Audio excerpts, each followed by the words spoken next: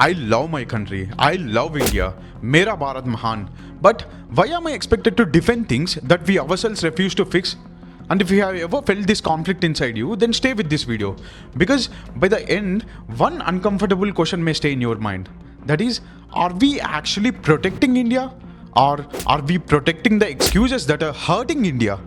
And you may have seen this many times or multiple times. Someone talks about like dirty streets in India, then immediately someone comes and defends it. Someone talks about like traffic indiscipline, someone immediately defends by saying foreign countries also have that problems. And someone talks about corruption, someone immediately defends by saying like don't defame India. Come on, think about it. And someone talks about garbage or broken footpaths or unsafe roads or slow government employees and bad public toilets or poor civic sense. And instead of asking how do we fix this, then we ask, why are you saying this? Why? Why does the person who complains about the smell become more irritating than the garbage causing the smell itself? Why does the citizen asking for better standards sound like enemy here? And why do we treat citizens' basic expectations like betrayal? That question matters. Because there is one habit that quietly destroys a country's standards. That is giving excuses. Come on, think about it. And in today's video, let's talk about three things. First, why love for India should not mean blind defense. Second, how low standards become normal without us noticing. And third, why real patriotism is much more uncomfortable than slogans. First, why should love for India mean blind defense? When we love someone, do you think we ignore their wounds just because we love them? If someone is sick, do we say, don't talk about the infection, it will hurt their emotions? Or do we treat it? Then, why do we treat national problems like family secrets, man? Come on.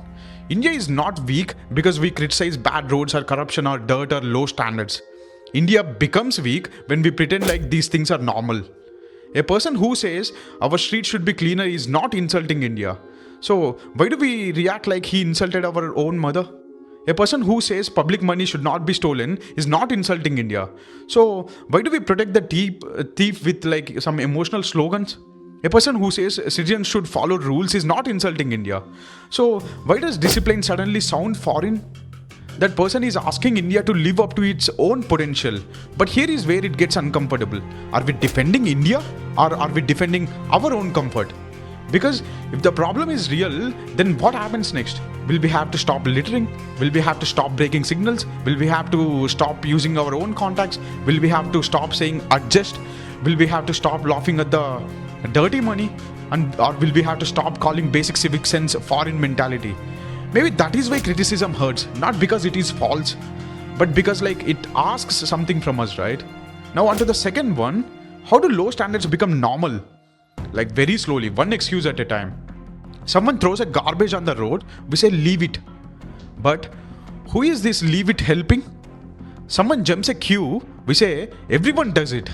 But if everyone does it mean that wrong become right? No, right?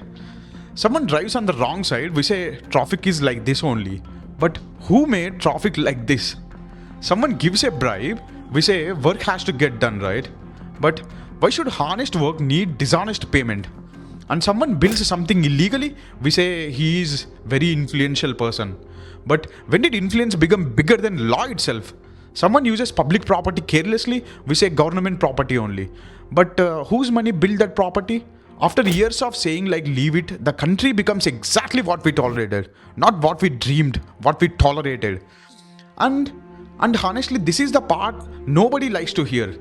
A nation is not only damaged by its enemies, right? Sometimes it is damaged by its own beloved citizens who love it emotionally but treat it like carelessly daily. Does it sound harsh? Then look around, man.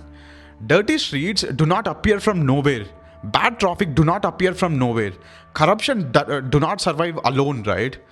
And broken public spaces do not stay broken only because of the government. They stay broken because enough people accept them as normal. And once something becomes normal, people stop feeling shame. And what happens to society like when shame disappears from bad behavior? What happens when throwing becomes casual, garbage becomes casual?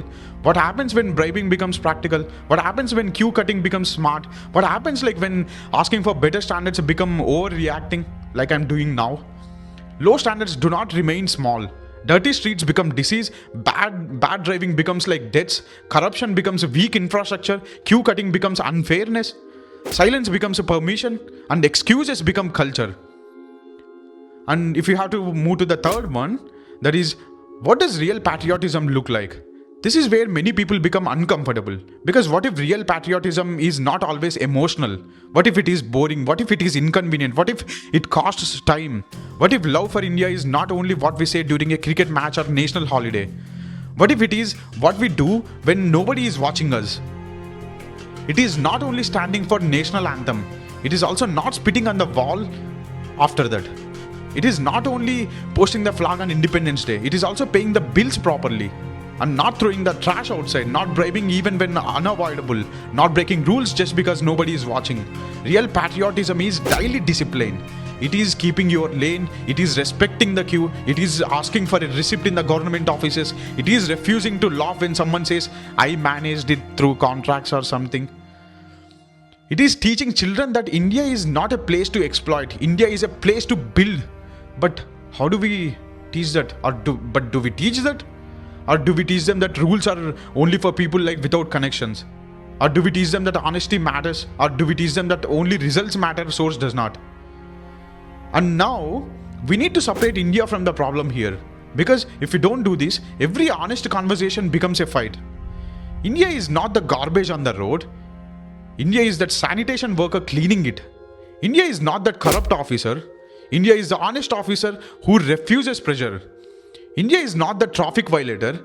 India is the citizen who stops at the signal even when others honk. India is not the dirty money. India is that taxpayer who pays honestly. India is not low standards. India is the student, worker, farmer, nurse, soldier, teacher, entrepreneur and parent trying to build a better life with dignity.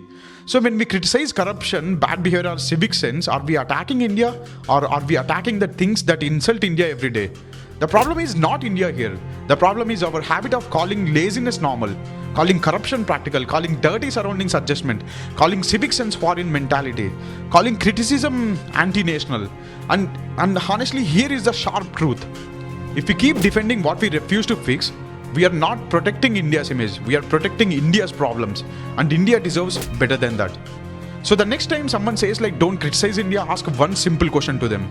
Are we criticizing India or are we finally criticizing the habits that have been hiding behind India's name? Jai Hind.